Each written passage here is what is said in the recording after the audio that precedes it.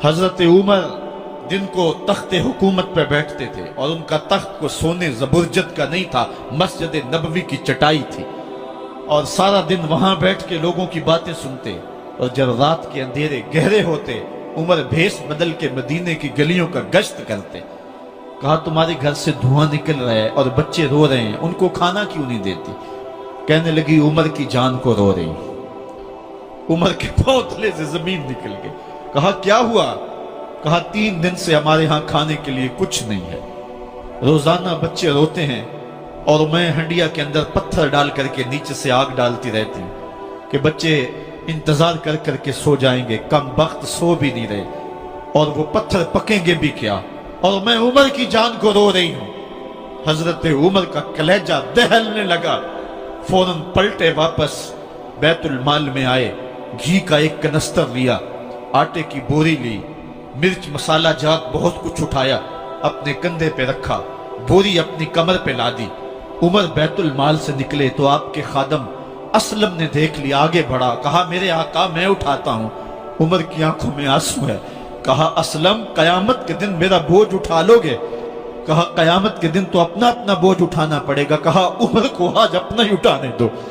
हजरत उमर वो घी का कनस्तर और वो आटे की बोरी सर पे उठाए हैं और उस खातून के घर जाते हैं और दस्तक देते हैं। वो जब देखती है उसकी जान में जान आ जाती है। कहा जल्दी जल्दी आटा गूंदो, और उमर सब्जी काटने लग जाते हैं। हजरत उमर रज़ी अल्लाह ताला अन्हो सब्जी तैयार कर देते, उधर आटा गूंद जाता है और फिर ऊपर चूल्हा रखा जाता है, चूल्हे के अंदर आग रखी जाती है, वो खाना पकाने लगती है, आग बुझती है। तारीख ने लिखा है आग बुझने लगती है, उमर झुक करके फूंके मारता है। उमर झुक झुक के फूंके मारता है। खाना पक गया और बच्चों के सामने खाना रख दिया, बच्चे खा रहे हैं। अब बच्चे रो रो के निढाल हो चुके थे। हजरत उमर अपने हाथों को और अपने घुटनों को और अपने पांव को जमीन पे लगा के, जिस तरह बकरी का बच्चा चलता है वेड़े के अंदर, कभी इधर चलते हैं कभी इधर चलते हैं, ताकि बच्चे मुझे देख के खुश हों और दिल में कहते उमर जितना रुलाया है अब इतना हंसाना भी पड़ेगा। तो कभी उमर अमीरुल मोमिनीन, ये मैं किसी आज के जो है वो लोगों के वोटों पे मुंतखब होने वाले हुक्मरान की कहानी नहीं सुना रहा, मैं उस उमर की कहानी सुना रहा हूं जो 23 लाख मुरब्बा मील का हुक्मरान है, आधी दुनिया का बादशाह है। हजरत उमर जो है जिस तरह बकरी का बच्चा चलता है, इस तरह अपने हाथ और अपने घुटने जमीन पे टेक करके जो है वो इस तरह चलते हैं। बच्चे उमर को देख के मुस्कुराते हैं। जब बच्चे मुस्कुराने लगे तो हजरत उमर ने उस खातून से कहा बुढ़िया उमर को माफ कर दे। उसने कहा तू इतनी हमदर्दी क्यों करता है? कहा उमर बेचारा बड़ा फंसा हुआ है, फिक्र है उसको यरमूक को, फुस्तात हुलवान की, जब फतह है मिस्र तो तैयारी है ईरान की, आते जाते वफद से मुलाकात भी करता होगा और शब को मालूम हालात भी करता होगा, कांटों में उलझी हुई बेचारे की जान है, नींद उसको भी आती है, आखिर वो इंसान है, मेरी बहन उमर को माफ कर दे। उसने कहा नाना उमर की बात मेरे सामने न कर, कयामत का दिन होगा, उमर का गिरेबान होगा और मेरा हाथ होगा। जब उसने ये बात कही तो उमर बर्दाश्त न कर सके, बच्चों की तरह बिलक बिलक कर रोने लगे। कहा वो बदनसीब उमर तेरे सामने है, आज ही कहला जो कहना है, कयामत के दिन मुझे माफ रखना। उसने कहा तू उमर है? कहा बदनसीब उमर तेरे सामने खड़ा हूं। मेरे उमर कहते हैं अगर दजला के किनारे एक बकरी का बच्चा भी प्यासा मर गया उसका हिसाब भी उमर से लिया जाएगा। हजरत उमर निकले यरूशलेम में, एक ऊंट है एक गुलाम है, कभी वो सवार होता है कभी आप बारी मुकर्रर की है। जब करीब पहुंचे यरूशलेम के तो उमर की बारी नकेल पकड़ने की और गुलाम की बारी ऊपर सवार होने की आ गई। गुलाम ने कहा आका मैं मर्जी से अपनी बारी छोड़ता हूं, आप आ जाएं, दुश्मनों के मफतूहा इलाके में आ रहे हैं, ताजा ताजा इलाका फतह हुआ है, इस्लाम की शान और शौकत जाहिर हो।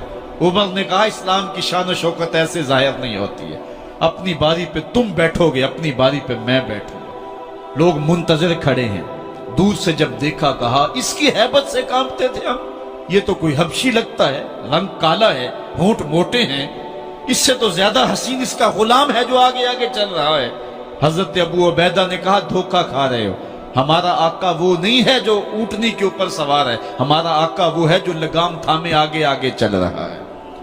حضرت عمر رضی اللہ تعالیٰ عنہ کو آگے بڑھ کے جابیہ کے مقام پہ حضرت ابو عبیدہ بن جراح نے استقبال کیا، تو حضرت عمر آگے بڑھے اور انہوں نے آگے بڑھ کر کے حضرت ابو عبیدہ کے دونوں کندھوں پہ ہاتھ رکھا، اور سنو حضرت عمر نے کیا کہا، کہا لا الہ الا اللہ انا کنا اذل قوم فاعزنا اللہ بالاسلام۔ کہا کہ لا الہ الا اللہ، اے ابو عبیدہ بن جراح، ہم ایک ذلیل قوم تھے اور اللہ نے ہمیں اسلام کی وجہ سے عزت عطا کی ہے۔ اور میں تمہیں ایک تاریخ ساز بات کہنے لگا ہوں، اور وہ یہ ہے کہ جب تک ہم اس عزت والے اسلام کے دامن کو تھامے رہیں گے ہماری عزت قائم رہے گی، اور جب اسلام کے علاوہ کسی اور جگہ سے عزت ڈھونڈیں گے تو رسوا کر کے رکھ دیے جائیں گے۔ یہ ہے وہ خلاصہ جو حضرت عمر نے امتوں کے عروج و زوال کا بیان کیا ہے۔ اس امت کو جو خیرات ملی ہے تخت و تاج کی، وہ پینٹاگون سے نہیں ملی، وہ واشنگٹن سے نہیں ملی، وہ وائٹ ہاؤس سے نہیں ملی، وہ محمد عربی کے جوڑوں کا صدقہ ملی ہے۔ اس لیے جب ہم نے اسلام سے انحراف کیا، پاکستان حاصل کیا گیا تھا، پاکستان کا مطلب کیا؟ لا الہ الا اللہ۔ ہم نے اس نعرے کو چھوڑ دیا ہوا ہے، ہم نے انحراف کر دیا ہے۔ آج ہماری نظریں مغرب کی طرف لگی ہے کہ تخت و تاج اس سے نصیب ہوتے ہیں، اور دنیا کے اوپر ہم رسوا ہو کے رہ گئے۔ ہماری پستی، ہماری زبوحالی، ہماری ذلت کا سبب یہ ہے کہ جس جگہ سے ہمیں عزت ملی تھی ہم نے وہ مرکز ہی چھوڑ دیا ہے۔ اس مرکز حیات کو، اس مرکز زندگی کو، اس مرکز عزت کو ہم نے چھوڑ دیا ہے، اور دنیا کے اوپر ہم رسوا ہو رہے ہیں۔ انہی حضرت عمر کی کہانی ہے۔ وادی تہامہ سے گزر رہے تھے کہ بچوں کی طرح بلک بلک کے رونے لگے۔ کہا عمر جوان آدمی ہو اور بچوں کی طرح بلک کے رو رہے ہو؟ کہا تم نہیں جانتے، مجھے بچپن کی کہانی یاد آ گئی۔ کہا کیا کہانی ہے؟ کہا یہی عرض تہامہ تھی، میرے باپ خطاب نے مجھے 5 اونٹ دیے تھے، کہا انہیں لائن میں کھڑا کرو سیدھا۔ میں آگے والا سیدھا کرتا تھا، پیچھے والا ٹیڑھا ہو جاتا، پیچھے والا سیدھا کرتا، آگے والا ٹیڑھا ہو جاتا۔ میرے باپ خطاب نے مجھے بڑا مارا۔ کہا ایک عرب کے بیٹے ہو کہ تم سے 5 اونٹ لائن میں کھڑے نہیں ہوتے؟